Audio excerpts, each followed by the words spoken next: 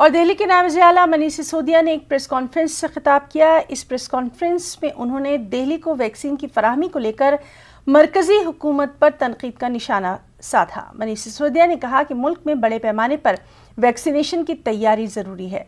मनीष सिसोदिया ने कहा कि वैक्सीन की बरामद पूरी तरह बंद होनी चाहिए।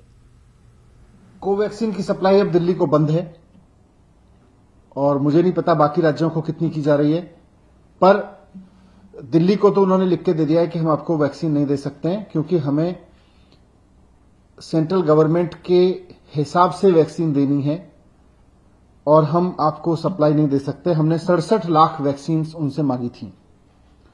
तो इस चीज से, इस चिट्ठी से एक बात साफ है कि केंद्र सरकार ही तय कर रही है कि कहां कितनी वैक्सीन जाएगी, कितनी वैक्सीन देश के लोगों को लगेगी, कितनी वैक्सीन केंद्र सरकार एक्सपोर्ट करेगी, देश विदेशों में बेचेगी।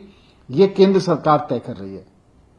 जब केंद्र सरकार तय कर रही है तो फिर ये जिम्मेदारी लेनी चाहिए केंद्र सरकार को कि अगर वैक्सीन 6.5 करोड़ वैक्सीन एक्सपोर्ट नहीं की गई होती तो दिल्ली और मुंबई के एक एक आदमी को 2-2 बार डबल डोज लग चुकी होती अब तक वैक्सीन।